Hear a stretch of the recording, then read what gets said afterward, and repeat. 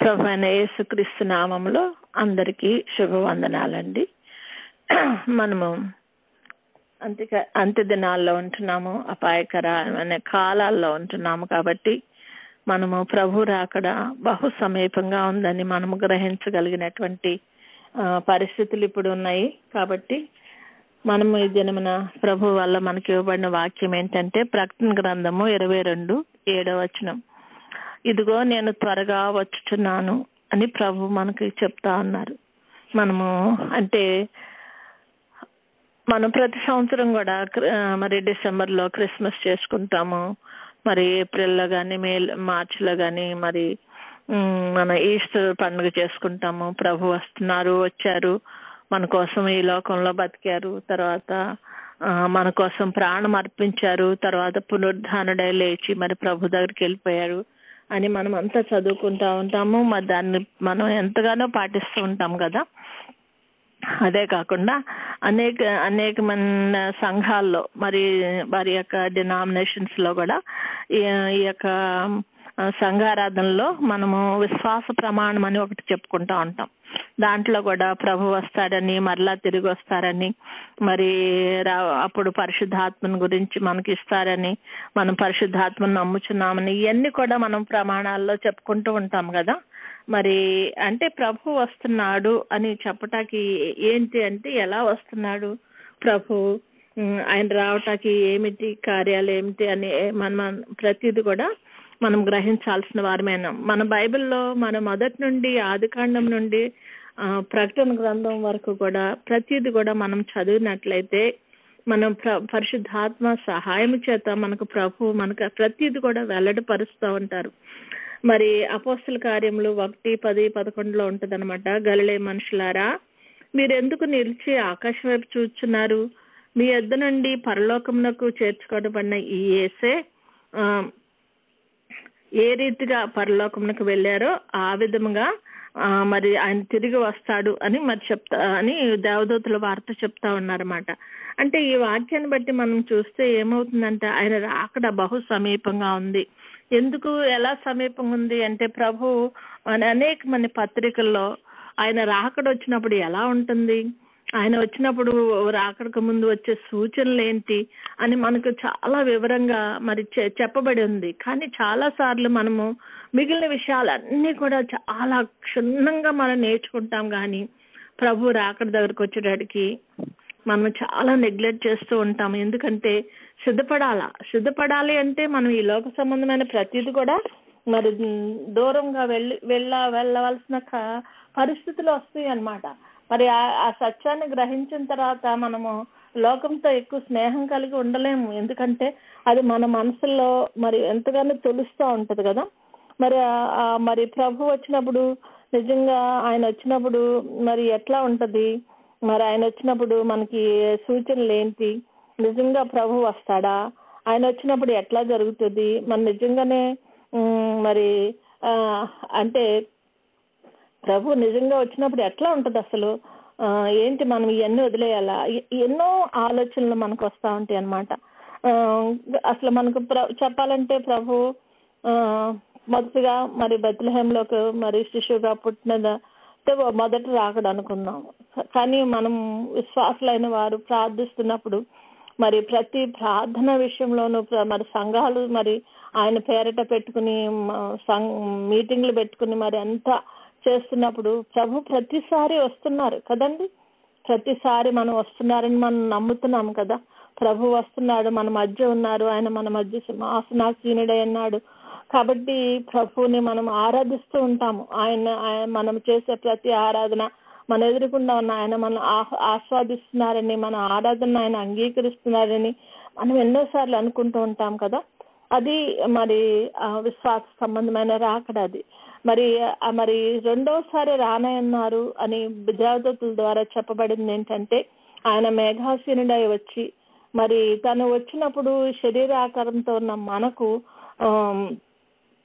ఆత్మీయమైన విడుదలను మరి సాతాను నుండి కలిగించటానికి ప్రభు వచ్చి ఇదిగో మీకోసం నేను ఇదిగో ఈ రక్తాన్ని చిందించాను కాబట్టి మరి మీరు ఈ రక్తం చేత కడగబడిన మీరు మీరు కడగబడిన మీరు ఏం చేయాలండి?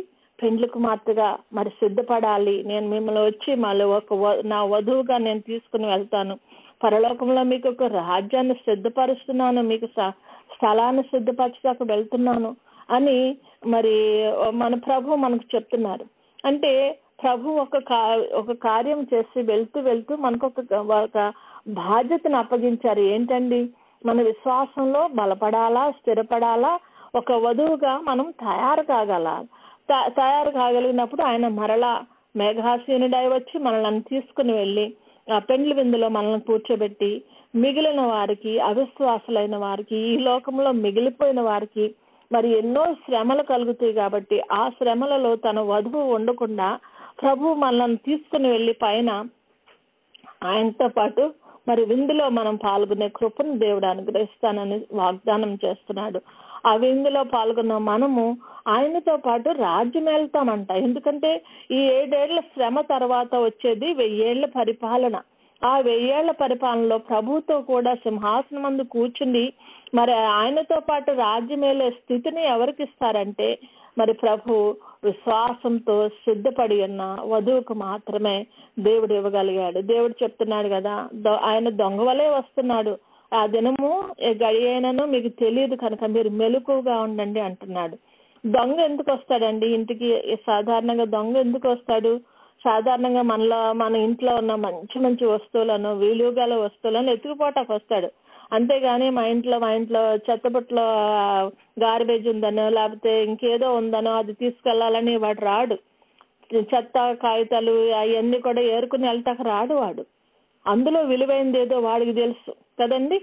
కాబట్టి ఈ సాతానుడు అని మరి వాడు ఏం చేశాడు? ప్రభు నుండి మరి మన విలువైన మనం ఎంత ప్రభు దృష్టిలో మనం ఎంత విలువైన వారమో వాడికి తెలుసు. కాబట్టి మనలను మరి దాచేసుకుని వాడు ప్రభు నుండి మరి వేరుగా చేసిన మనలను మరి ప్రభు తీసుకుని వెళ్తాకు వస్తున్నాడు. కాబట్టి వాడికి చెప్పి ఇదిగో నేను వస్తున్నాను, ఇదిగో నీ తీసుకెళ్తున్నాను అని చెప్పటం ప్రభు చెప్పకుండా మరి అకస్మాత్తుగా మరి ఆ దినం ఏ విధంగా వస్తుందంటండి? అకస్మాత్తుగా వస్తుందట. కాబట్టి అలా వచ్చి మరి తనకు సంబంధించిన బిడ్డలు, తన కొరకు సిద్ధపడిన బిడ్డలను ప్రభు తను తీసుకుని వెళ్ళటానికి వస్తున్నాడు. కాబట్టి మరి ఏ విధంగా అయితే దొంగ వస్తాడో అలా వస్తాడు అని చెప్తున్నారు. కానీ ఆయన దొంగ అని కాదు. ఎందుకంటే మనము ఆయన సొత్తు, ఆయనకు చెందవలసిన వారము. కాబట్టి ప్రభు ఆ విధముగా వచ్చి మనలను తీసుకుని వెళ్ళటానికి వస్తాడు. కానీ నిజంగా మనం సిద్ధపడకుండా మరి చెత్తలాగా, పొల్లులాగా, మనము పొట్టులాగా, ఎగిరిపోయే పొట్టులాగా మనం ఉన్నట్లయితే మనల్ని తీసుకునేవలసిన అవసరం ఆయనకు లేదు. సిద్ధపడిన వారు మాత్రమే రాకడలో ఎత్తబడతారని మనం వింటున్నాం కదా. మరి బుద్ధి గల కన్నికలు అంటున్నాము, బుద్ధి లేని కన్నికలు అంటున్నాము. మరి చాలా విషయాల్లో మనం ప్రతిది కూడా మనకు అన్నీ తెలుసు.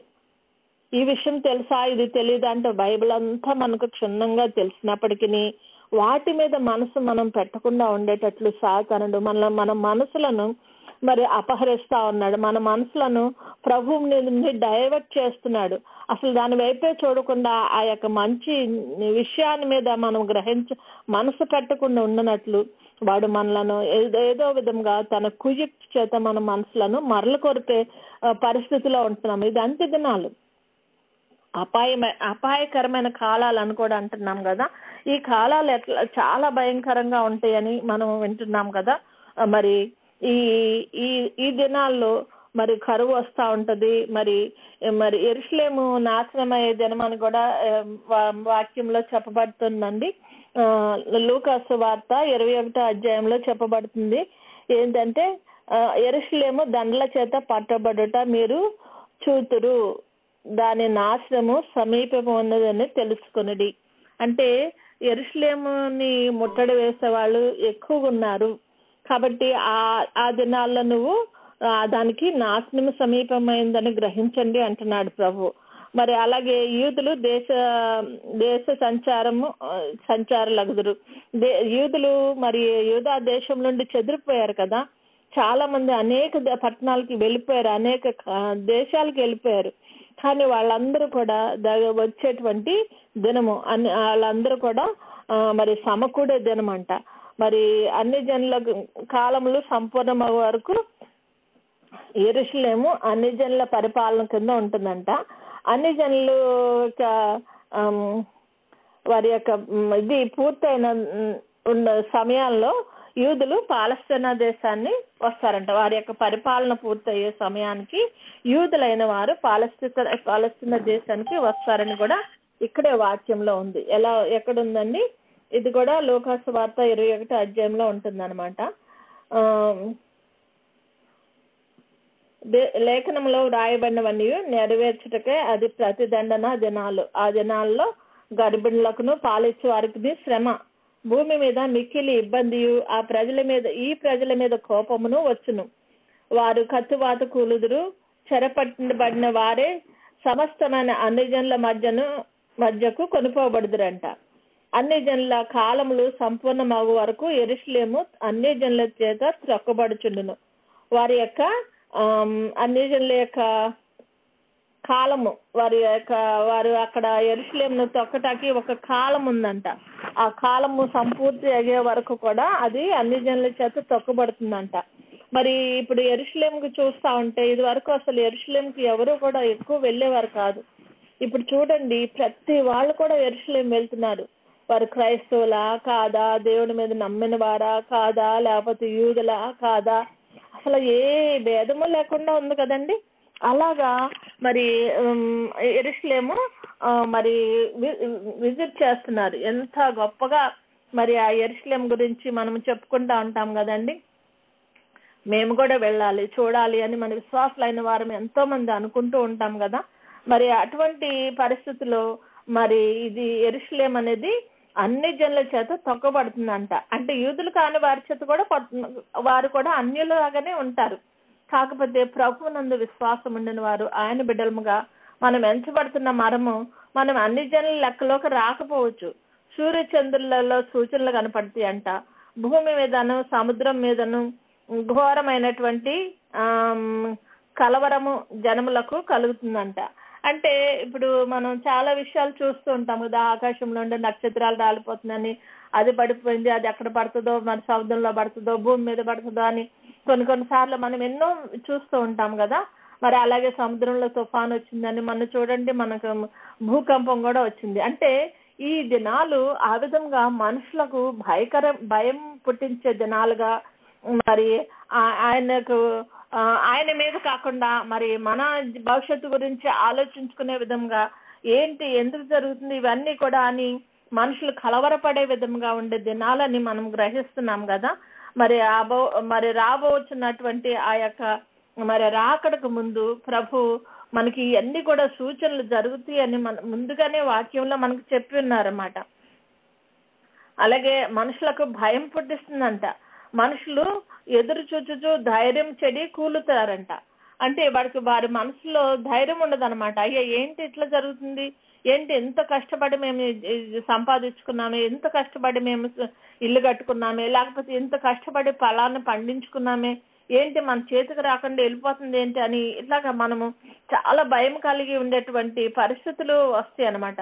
అప్పుడు మనుష్య కుమారుడు అంటే ఆ ప్రభావంతోనూ మహామహిమతోనూ మేఘారూఢుడై వచ్చుట వారందరూ చూస్తారంట. ఇటువంటి సమయాల్లో ఉన్నప్పుడు మనుషులు భయంతో మరి ఏమి చేయాలో తోచినటువంటి స్థితిలో ఉన్నప్పుడు మరి మనుష్య కుమారుడు వస్తాడని మన వాక్యంలో చెప్పబడుతుంది.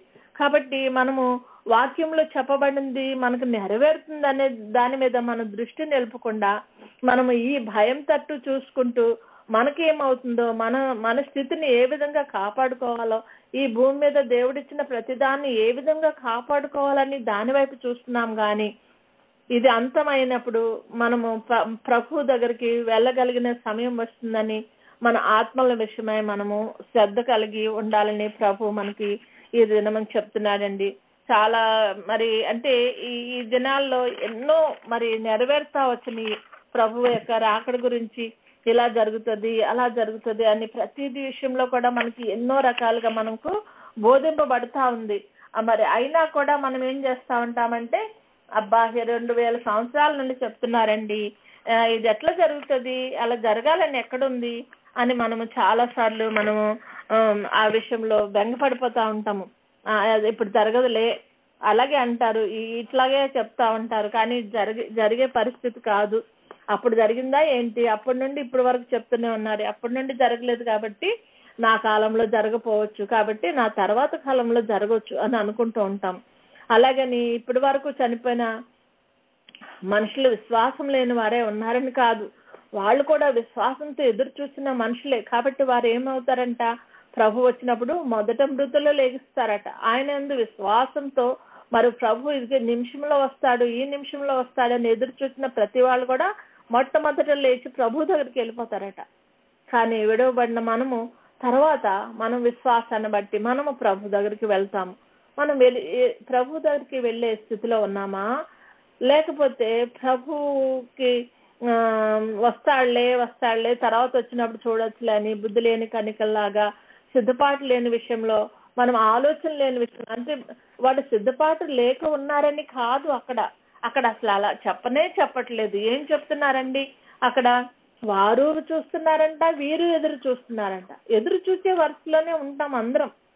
కానీ మరి వాళ్ళల్లోనే ఒక 2 అంతస్తులు ఉన్నాయి. ఒక అంతస్తు ఏంటండి, ఇంకా ఒకవేళ ప్రభు ఆలస్యం అయితే మరి ఎలాగా, నా ఆత్మదీపం ఆరిపోకుండా ఏం చేసుకోవాలి అని వీళ్ళు ఏం చేశారండి, ఎక్స్ట్రా నూనెను పట్టుకెళ్ళారంట. కానీ వీళ్ళు ఏం చేశారు, ప్రభు వచ్చేస్తాడులేండి, మేము రెడీగా ఉన్నాం అనుకుని ఒకలాంటి ధైర్యంతో, ఒకలాంటి భరోసాతో వాళ్ళు ముందుకు వెళ్ళిపోయారు. కానీ అయ్యో ఒకవేళ ప్రభు ఆలస్యం అయితే అనే మాట అలా ఆలోచించలేదు. రెడీగానే ఉన్నాం అనుకుంటున్నారు, కానీ రాలేదు. కాబట్టి మరి ఆ టైంకి ఆయన వచ్చిన సమయానికి వీళ్ళు ఏం చేస్తున్నారండి, వాళ్ళ దీపాలు ఆరిపోయే స్థితికి వచ్చినాయి అంట. మనము మన దీపాలు ఆరిపోయే స్థితిలో ఉన్నామా? విశ్వాసంలో మనము ఆరిపోయే స్థితిలో ఉన్నామా? లేకపోతే మన దీపాలు నిత్యము వెలుగుచుంటే దిబ్బల వల్లే ఆయన కొరకు ఎదురు చూసే స్థితిలో ఉన్నామా? మనము చాలా ఆలోచించుకోవాల్సిన వారం అన్నమాట. అలాగే మనము పరిశుద్ధాత్మను మనం పొంది ఉండాల. పరిశుద్ధాత్మను పొందిన తర్వాతనే మరి ఆయన శిష్యులైన వారు, అంతకు ముందు ప్రభుతో ఉన్నవారే వారు, ప్రభుతో నడిచిన వారే, ప్రభుతో అన్నపానాలు పుచ్చుకున్న వారే, ప్రభు చేసిన అనేకమైన ఆశ్చర్యకార్యాలు మరి వారు కళ్ళారా చూచి వారు అనుభవించిన వారే అయినప్పటికీ మరి ప్రభు చనిపోయిన వెంటనే, ప్రభు వారికి కొంచెం దూరమైన వెంటనే, అంటే ప్రభు రాగడ ఆలస్యమైన వెంటనే ఏం చేస్తున్నారంటే అండి, మరలా వారి మరి పాత పద్ధతులకు మరి వంగిపోతున్నారంట.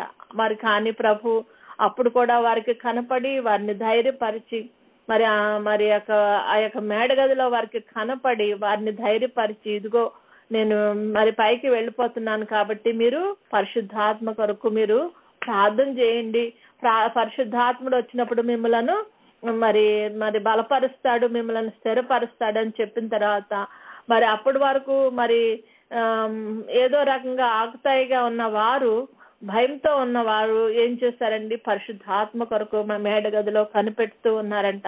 ఆ కనిపెడుతూ ఉన్నప్పుడు పరిశుద్ధాత్ముడు మరి వారి మీదకి రావటం, పెంతెకొస్తు పండుగ అదే కదా మనం చేసుకుంటూ ఉంటాము. తర్వాత వారు ఎంత బలంతో, మరి అప్పటి వరకు పిరుగుతనంతో వారి గదిలో దాక్కున్న వాళ్ళు ఏం చేశారంట, మరి ఎంతో ధైర్యంతో బయటకు వచ్చి ప్రభువుని గురించి చెప్పటం మొదలు పెట్టారంట. మరి అలా చెప్పినప్పుడు వారికి శ్రమలు రాలేదా అంటే, ఇప్పటి వరకు శ్రమ వస్తుందనే కదా భయపడి దాక్కున్నారు వాళ్ళు.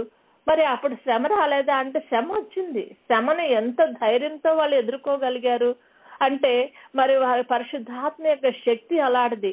ఎందుకంటే వారు నమ్మిన ప్రభు యొక్క ఆ సత్యం మీద గురి నిలిపి దాని మీద మరి మనసు పెట్టుకుని ముందుకు వెళ్తుండగా ప్రతి విషయంలో కూడా ప్రభు వారిని ధైర్యపరిచి వారు ఎట్టి కార్యముల చేత ప్రభును మహింపరచగలరో ప్రభు అక్కడ వారికి చూపిస్తూ వచ్చారు, వారిని ధైర్యపరిచారు. ఎందుకంటే ఒకసారి పరిశుద్ధాత్మ సహాయం మనకు వచ్చినట్లయితే, పరిశుద్ధాత్మను మనల్ని ఆవరించినట్లయితే, మరి పరిశుద్ధాత్మ చేత మనం శక్తి పొందిన వారమైతే మనం ఎట్టి పరిస్థితిని కూడా మనము భయంతో వెనక్కి వెళ్ళిపోయే పరిస్థితులకు మనం వెళ్ళము.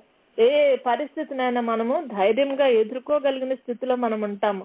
నిజమే, మనం చాలాసార్లు మనం ఆత్మీయులు కానీ మన బంధువులు కానీ ఏదైనా అనారోగ్యంతో ఉన్నామా లేకపోతే బాగలేకపోయినా మనం ఎంతో బాధపడతా ఉంటాము.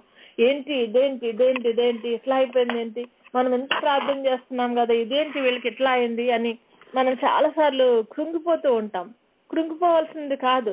మనం చేయాల్సింది ఏంటంటే, మనకు నిరీక్షణ ఉంది. వారు ప్రభువుని నమ్ముకుని ప్రభువునందు వారు నిద్రించిన వారైతే వారు ఏం చేస్తారంటండి, ప్రభువుతో పాటు మరి ఆ మేఘంలో ఎత్తబట్టకు మృతులైన వారు మొదట లేగుస్తారట.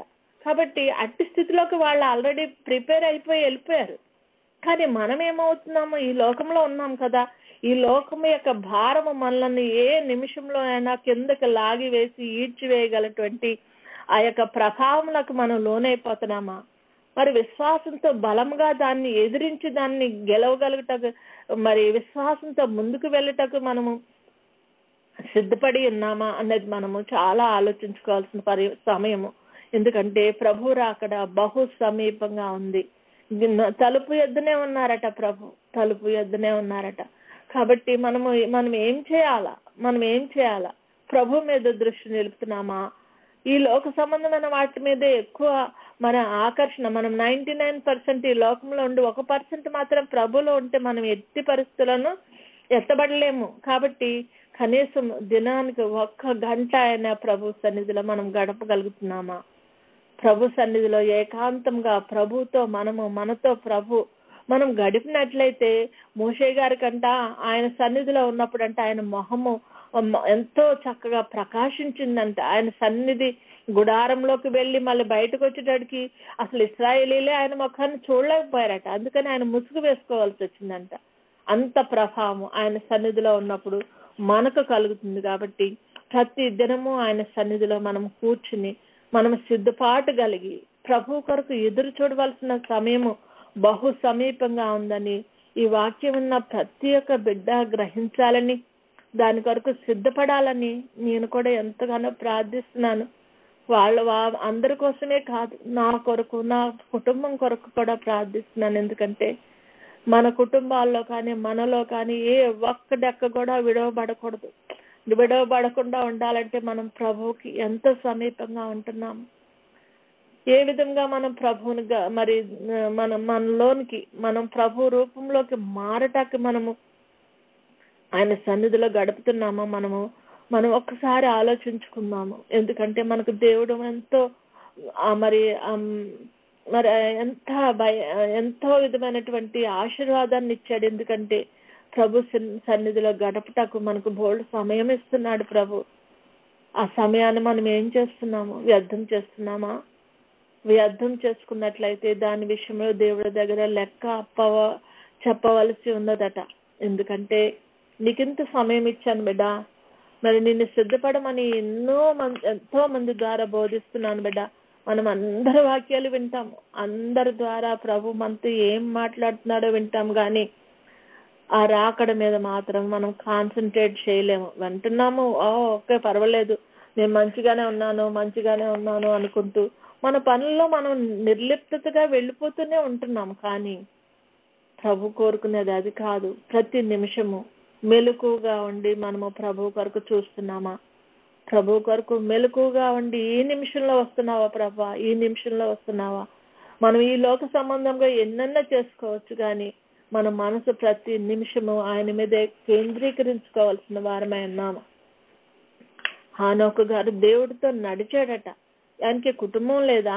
ఆయనకి బాధ్యతలు లేవా? మరి ఆయనకి ఏమిది లేదా? ఎప్పుడు ఆది కాలంలో ఎప్పుడో భూమి పుట్టిన కొత్తలో కదా ఆయన. మరి ఆ కాలంలోనే అంత విశ్వాసంతో ప్రభువుతో నడిచిన బిడ్డలు మరి సాక్షి సమూహం వల్లే మనల్ని ఆవరించి ఉండగా, మరి ఎంతమంది సాక్షుల గురించి హెబ్రీ పత్రిక 11వ అధ్యాయంలో చెప్తున్నారు కదండి. అంతమంది కూడా ఎంత విశ్వాసంతో వారు విశ్వాసాన్ని కాపాడుకున్నారో, ప్రభు కొరకు ఎదురు చూచారో, వారందరూ కూడా మరి ప్రభు యొక్క మరి సాక్షుల లిస్టులో ఉన్నారు కదా. వాళ్ళందరినీ మనకు సాక్ష్యంగా ఇచ్చాడు దేవుడు. మరి హానోకు దేవునితో నడిచాడు అని చెప్తున్నారు. ఆయనకు ముందు ఎవరైనా సాక్ష్యం ఉన్నారండి? ఇదిగో దేవునితో ఎలా నడిస్తే నీకు మంచి అవుతుంది అది ఇది అని చెప్పటానికి ఎవరూ లేరు. కానీ దేవుడు మరి ఆయన యొక్క విశ్వాసాన్ని మనకు బయలుపరుస్తున్నాడు. ఇట్లా ఉండాడు నా బిడ్డ, మరి అబ్రహాం గారు ఎలా ఉన్నారు, దావీదు గారు ఎలా ఉన్నారు అని, నోవహ్ గారు ఎలా ఉన్నారు అని వారందరి గురించి మనకు ఒక సాక్ష్యం చెప్తున్నాడు. చెప్పి వాళ్ళని చూచన్నా మీరు నేర్చుకోండి. మీరు మీ మీ సమయాన్ని వ్యర్థం చేసుకోవద్దు. మీకు ఇవ్వబడిన సమయం ఎంతో అమూల్యమైంది. ఒక్కసారి వెళ్ళిపోతే 1 నిమిషం మరలా తిరిగి రాదు కదా మన జీవితాల్లోకి. మనం ఎంత ఏడ్చినా ఒక సేమ్ థింగ్. ఏసావు గారు కూడా అంతేనంటాం. యాకోబు గారి అన్నగారు మరి ఒక తన జ్యేష్ఠత్వాన్ని పోగొట్టుకున్నాక దాన్ని మరలా తీసుకోవటానికి చాలా ఏడ్చాడంట. కానీ అతని సమయం మించిపోయింది. ఒకసారి పోగొట్టుకున్నది మరలా తిరిగి రాదు. మనకు దేవుడు ఇవ్వబడినటువంటి ప్రతి గడియ కూడా ఎంత అమూల్యమైనదో మనం విశ్వాసాన్ని బట్టి దాన్ని గ్రహించగలగాలి అంటే, పరిశుద్ధాత్మని సహాయం చేత దాని విలువను మనం తెలుసుకోగలిగి ఉండాలి అంటే పరిశుద్ధాత్ముడు మన మీద కృమ్మరింపబడాలి. దాని కొరకు మనం వేడుకోవాలి. అంత్య దినాల్లో మరి అనేకుల మీద తన ఆత్మను కృమ్మరిస్తానని సెలవిచ్చిన దేవుడు తన మాట తప్పని వాడు కదా. ఆయన తప్పకుండా కృమ్మరిస్తాడు కదా. మనం నిజంగా పరిశుద్ధాత్మని యొక్క మరి కుమ్మరింపు కొరకు మనం వేడుకుంటున్నామా? మనం ఒకసారి ఆలోచించుకుందామండి. మన జీవితాలు ప్రభు సన్నిధిలో మరి ఆయన పెండ్లి కుమార్తె వరుస అంటే అది ఎంతో విలువ కలిగింది. ఆయనతో సమానంగా ఉండేది. ఇప్పుడు ఒక అమ్మాయికి ఒక అబ్బాయికి పెళ్లి చేసామంటే వాళ్ళిద్దరూ ఒక శరీరము, ఒకటే అన్న ఉద్దేశంతో చేస్తున్నాం కదా. మరి అదే విధంగా ప్రభువుతో మనకు పెండ్లి అంటే, సంఘానికి పెండ్లి అంటే సంఘము ప్రభువుతో సమానమైన స్థితికి రాగలగటం. మరి అట్టి స్థితిలోకి మనం వెళ్ళగలుగుటకు మనం ఏం చేస్తున్నాము? ఇదిగో ఈ కష్టం వచ్చింది, ఇదిగో వాళ్ళు అట్లా అన్నారు, వాళ్ళు ఇట్లా తిట్టారు, వాళ్ళు అట్లా అయిపోయారు, వాళ్ళు ఇంత అన్యాయం చేశారు నాకు అని మనుషులను చూచి వారి చేసిన దాని గురించి బాధపడుతూ కృంగిపోతూ చాలా మంది డిప్రెషన్ లో కూడా వెళ్ళిపోతూ ఉన్నారు. అది అవసరమా? ఎందుకంటే నీ ఆత్మ వర్ధిల్లటం సాతానికి ఇష్టం లేదు కాబట్టి నీ యొక్క మార్గంలో నుండి వాడు నిన్ను తప్పించి ఏదో ఒక మరి డిప్రెషన్ అనేటువంటి బంధకంలో బంధించేస్తున్నాడేమో, ఈ లోకపు సంబంధమైన ఆలోచనలతో మిమ్మల్ని బంధించేస్తున్నాడేమో. ఒకసారి మనం ఆలోచించుకుందాం. ప్రతి విధమైన ఆలోచనల నుండి కూడా ప్రతి నిమిషం కూడా మన హృదయము మన ప్రభు తట్టు తిరగగలిగినటువంటి స్థితిలో మనం ఉండాలని ప్రభు కోరుకుంటున్నాడు. అట్టి ధన్యతలో మనము ఎదుగుతూ మరి 2వ రాకడకు సిద్ధపరుస్తూ ఆయన చేసినటువంటి వాగ్దానాలను బట్టి మనమందరం కూడా ఆత్మకు కుమ్మరింపును పొందిన వారమై ఆయన కొరకు ఎదురు చూసే స్థితిలో దేవుడు మనలను, మన బిడ్డలను, మన కుటుంబాలను నడిపించి మనలను ఆ విధంగా ఆయనతో మరి సిద్ధపాటును కలిగి ఆయనతో పెండ్లి విందులో పాల్గొనే గొప్ప తరుణాన్ని కృపను దేవుడు అనుగ్రహించును గాక. గాడ్ బ్లెస్ యు ఆల్ అండి. ఇప్పుడు మనం సన్నిధి చేసుకుందాం. స్తోత్రమయ్య, స్తోత్రం. మొట్టమొదటిగా మనము మనోనిదానము కలిగిన వారమై సన్నిధిలోనికి వెళ్ళక ముందు మనలను మనము సిద్ధపరచుకొని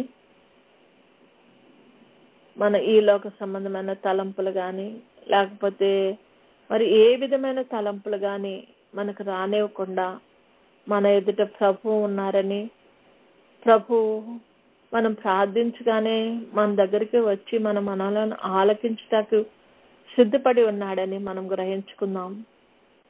దానికి మన కాన్సన్ట్రేషన్ ప్రభు మీద ఉండాలంటే ఈ లోక సంబంధమైన వాటన్నిటితో మనం నింపేసుకుంటే ప్రభు మీద కాన్సన్ట్రేట్ చేయలేం. కనుక వాటన్నిటినీ ప్రక్కన పెట్టి ప్రభు మీద మన దృష్టి నిలుపుటకు ప్రయత్నిద్దాం.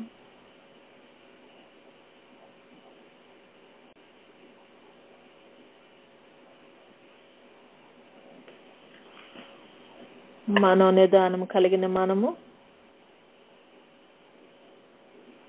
ప్రభు యొద్ద మన పాపాలను ఒప్పుకుందాం.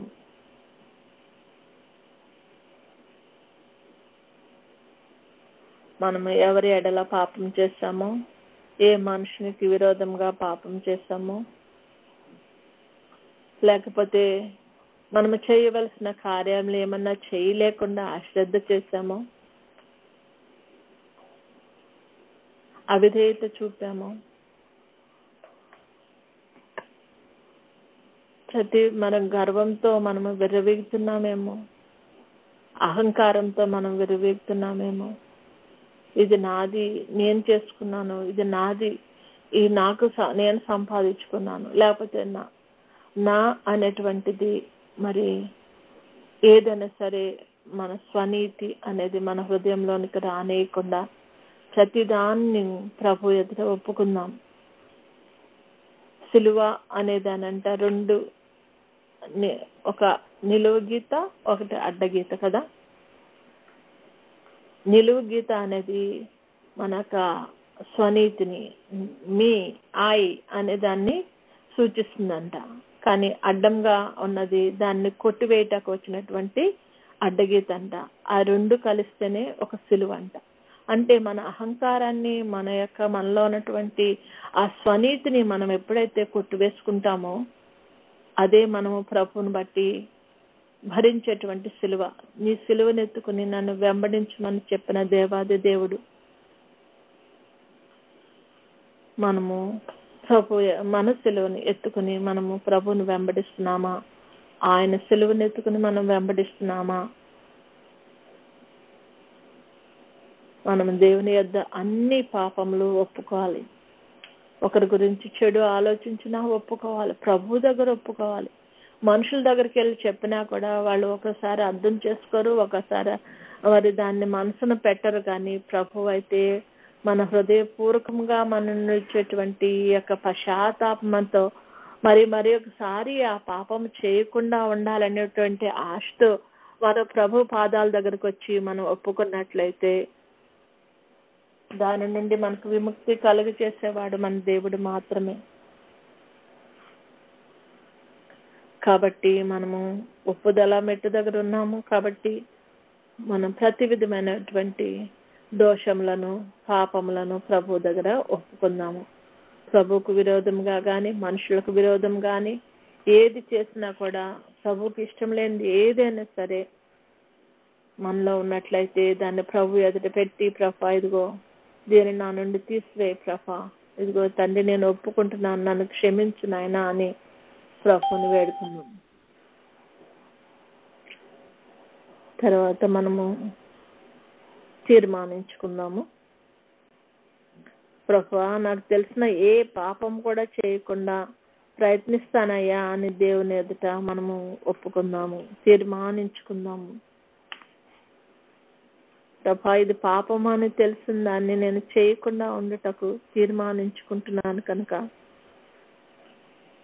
ఆయన నీ కృపను బట్టి నాకు సహాయం చేయి తండ్రి అని ప్రభువును వేడుకుందాము.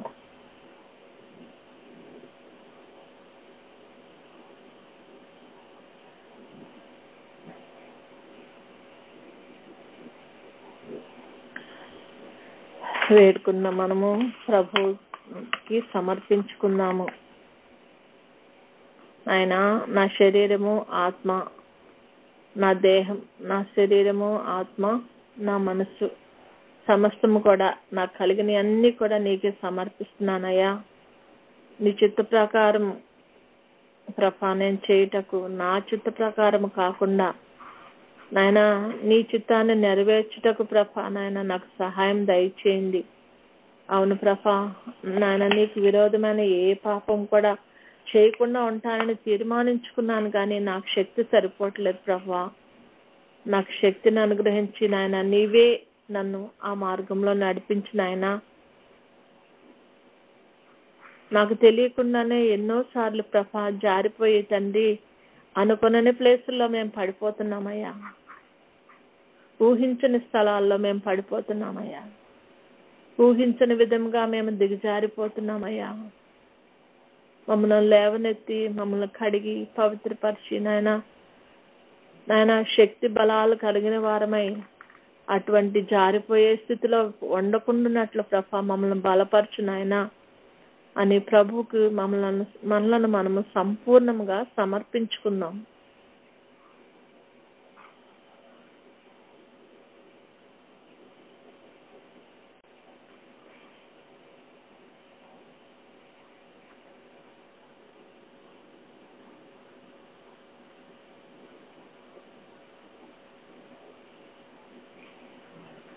ప్రభా తండ్రి నాయన ఇప్పుడు తండ్రి నాయన మా కుటుంబాల గురించి మమ్మల్ని గురించి నా ప్రభ ఈ లోకంలో నువ్వు బహు సమీపంగా ఉన్నావని తెలిసి ప్రభ జరుగుతున్నటువంటి యొక్క నా తండ్రి నాయన సూచనలు బట్టి ప్రభ నా తండ్రి మా మనసులను దృఢపరుచుకొని నీ వైపు తిరిగి నా ప్రభ ఈ నిమిషంలో వస్తే నేను ప్రభుతో ఎగరగలనా అనేటువంటి ఆలోచనలతో ప్రభ నా తండ్రి నాయన ఏ విధంగా చేస్తే భయపడిపోయి ప్రభా నాయన ఈ విధంగా ఎలా వెళ్తానా లేదా అనేటువంటి ఆందోళనలో కాకుండా ప్రభా ఏం చేస్తే నీతో వెళ్ళగలమో నా తండ్రి దానిని మేము చేయగలుగుటకు ప్రభా మమ్మల్ని సిద్ధపరచండి అయ్యా అని ప్రభుని వేడుకున్నాము.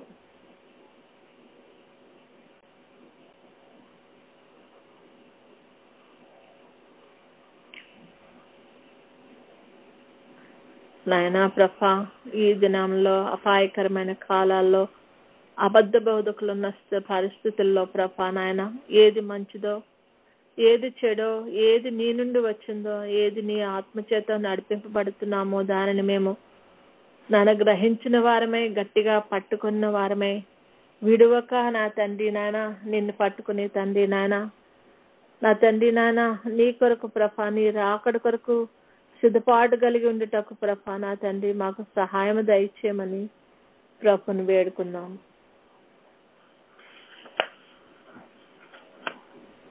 ఈ లోకంలో మాకు ఎన్నో విధాలైన ఆశీర్వాదాలు ఇచ్చావు ప్రభా. ఎన్ని ఇచ్చినప్పటికీ మాకు తృప్తి లేదు ప్రభా.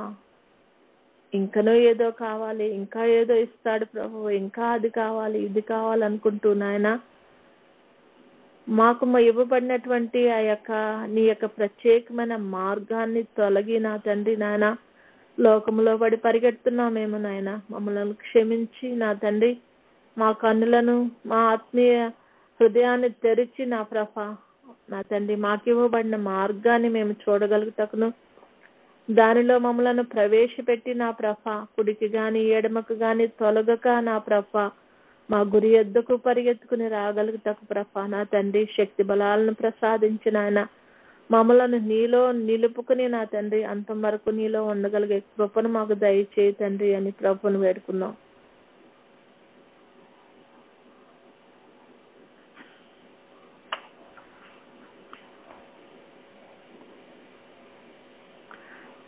ప్రభుని వేడుకున్న మనము స్తుతి చెల్లించుకుందాం. పరిశుద్ధమైన తండ్రి నీకు స్తుతులు స్తోత్రాలు. మాకు ఇచ్చినటువంటి ఈ గ్రంథం నిమిత్తమే నీకు స్తుతులు స్తోత్రాలయ్యా. పరిశుద్ధ గ్రంథాన్ని మాకు దయచేసిన దేవా నీకు వందనాలు.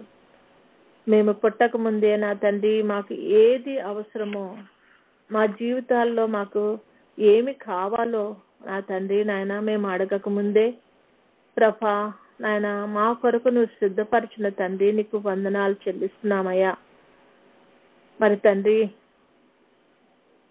ఆదాము అవ్వలు తండ్రి నాయన ప్రభా నా తండ్రి నాయన వారిని సృష్టించక మునిపే నా ప్రభా ఆదాము కొరకు తండ్రి నాయన నువ్వు సమస్త సృష్టిని చేసి నీ బిడ్డకు ఏమి అవసరమో ప్రభా అన్ని చేసిన దేవాది దేవా. మరి జంతువులన్నిటికీ పేర్లు పెట్టిన తర్వాత ఆదాముకు సాటి అయిన సహాయం కావాలని కూడా నా తండ్రి ఆయన అడగక ముందే ప్రభా నువ్వు సిద్ధపరిచిన తండ్రి నీకు వందనాలు చెల్లిస్తున్నాం. అవును ప్రభా మేము కూడా తండ్రి నాయన ఈ లోకంలో ఉండగా మమ్మలను సిద్ధపడమని ప్రభా నా తండ్రి ఆత్మీయ స్థితి ఇలా ఉంటుందని నాయన వాక్యంలో తండ్రి నాయన నీ ఆత్మ సహాయం చేత వ్రాయించిన ఈ గ్రంథంలో ప్రభా నా తండ్రి నాయన మాకు దయచేసావు ప్రభా నీకు స్తుతులు స్తోత్రాలు. వాక్యాన్ని చదువుకోమన్నావు ప్రభా చదువుతున్నాము నాయన కానీ అందులో మాకు నచ్చినవి మాత్రం మేము ఎంచుకుని దాన్ని మాత్రం పట్టుకుని ప్రభా మా సిద్ధపాటు గురించి కనీసం ఆలోచన లేకుండా ఉంటున్నప్పుడు ప్రభా నాయన మరి నాయన తండ్రి నాయన నీ ఆత్మ సహాయం చేత మమ్మలను ఎన్నో మార్లు గద్దించుచు నా తండ్రి నాయన సరైన దారిలో నడవమని మమ్మల్ని మాకు బోధించుతూ వచ్చిన తండ్రి ఈ ఎంత దినాల్లో ఏ విధంగా ఉంటుందో మాకు తెలియపరుస్తున్న తండ్రి ఇది వాక్యంలో ఉంది ప్రభా, మేము ఎన్నిసార్లు చదువుకున్నామయ్యా, కానీ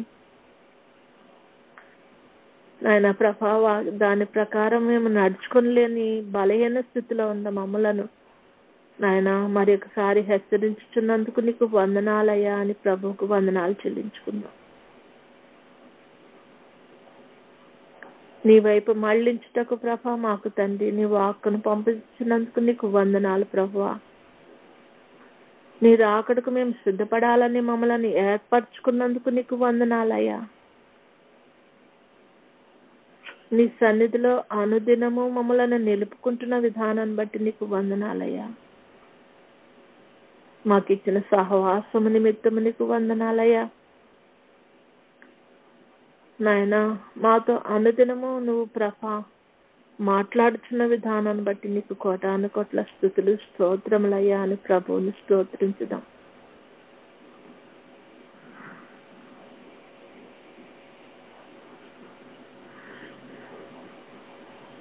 మేము గొప్ప గొప్ప మరి మరి తండ్రి నాయన బోధలో వింటున్నామయ్యా.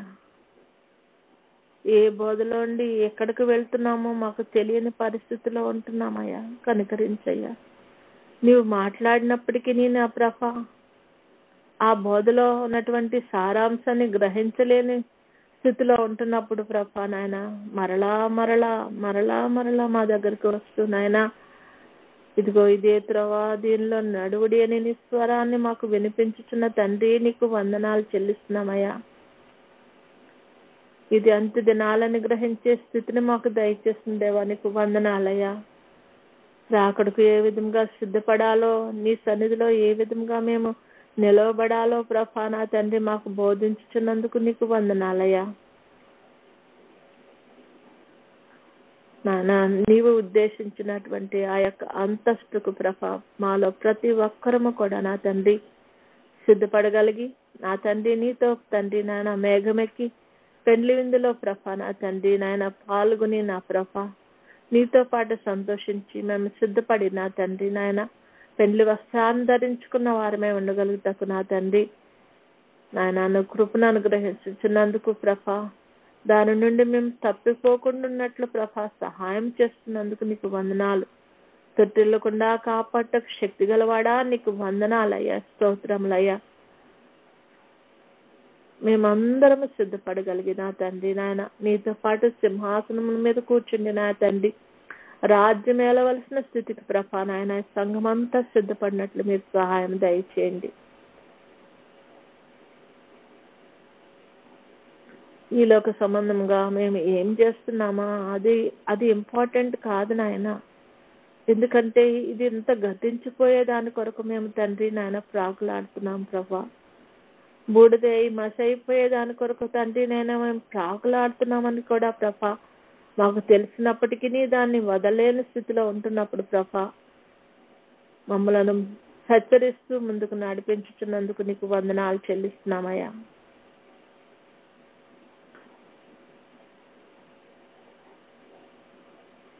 నీ ఉద్దేశాన్ని నెరవేర్చటకు మాకు తండ్రి నాన్న సిద్ధపాటును కలిగించుతున్నందుకు నీకు వందనాలు చెల్లిస్తున్నామని ప్రభువుకు వందనాలు చెల్లించుకుందాం. వందనాలు చెల్లించిన మనము ప్రభు కొరకు కనిపెడదాం.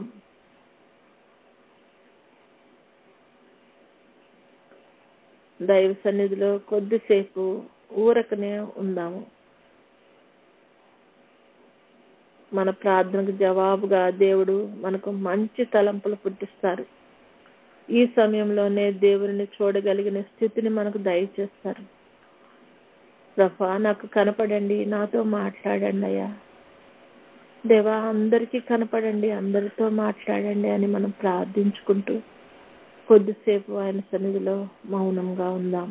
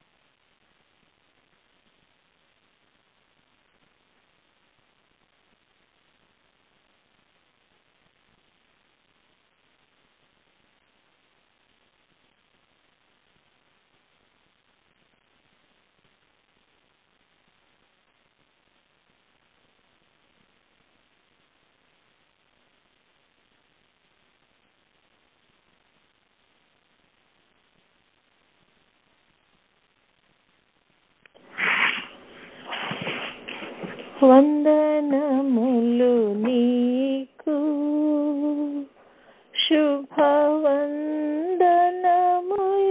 నీకు, ఆనందముతో కూడిన నా హృదయ వందనములు నీకు. హల్లెలూయా. స్తుతులకు పాత్రుడా, స్తోత్రార్హుడా, నీకు వందనాలు, స్తుతులు, స్తోత్రాలయ్యా ప్రభా. ఇప్పటి వరకు మమ్మల్ని అందరినీ నా తండ్రి నాయన నీ సన్నిధిలో ప్రభా నువ్వు నడిపించుకున్న విధానాన్ని బట్టి నీకు వందనాలు చెల్లిస్తున్నామయ్యా. అవును తండ్రి, నీ సన్నిధిలో గడుపుట ప్రభా మాకు ఎంత తండ్రి నాయన మరి అవసరమై ఉన్నదో ప్రభా నా తండ్రి నాయన మేము గ్రహించినట్లు ప్రభా మాకు తండ్రి సహాయం చేస్తున్న తండ్రి నీకు వందనాలయ్యా. నాయన నీ సన్నిధిలో ఉండి మా పాపాలను క్షమించబడిన ప్రభా నీ దగ్గర ఒప్పుకుని నాయన మరి పాపాలను జయించే బలాన్ని పొందుటకు తండ్రి నాయన నీ వాక్యాన్ని గ్రహించే శక్తిని పొందుటకు, అలాగే ప్రభా ప్రార్థించుటకు ప్రభా కావాల్సిన శక్తిని పొందుటకు ప్రభా నా తండ్రి నాయన నిన్ను స్తుతించుకునేటువంటి నైజాన్ని మాలో తండ్రి నాయన నువ్వు నాటుతున్నందుకు నీకు వందనాలు చెల్లిస్తున్నామయ్యా. నీ యొక్క ఆత్మ సహాయం చేత తండ్రి నాయన నీ వార్తను ఇతరులకు ప్రభా పంచిపెట్టుటకు ప్రభా నాయన బోధించుటకు కూడా నా తండ్రి నాయన మాకు సహాయం చేస్తున్న దేవా నీకు వందనాలు. నీతో సహవాసం చేసుకునే స్థితికి మమ్మల్ని ఎదిగించుచున్న తండ్రి నీకు వందనాలు చెల్లిస్తున్నామయ్యా. నీ ఆత్మను మా మీద కృమ్మరించాలని ప్రభా నా తండ్రి నాయన వేడుకున్న వారి కొరకు ప్రభా నా తండ్రి ఎదురు చూస్తున్న తండ్రి మాకు తండ్రి నాయన ఆ యొక్క యాక్సెస్ దయచేస్తున్న తండ్రి నీ ఆత్మను పొందే కృపను అనుగ్రహిస్తున్న తండ్రి నీకు వందనాలు. రాకడకు మమ్మల్ని సిద్ధపరుచున్న దేవాది దేవా నీకు వందనాలయ్యా.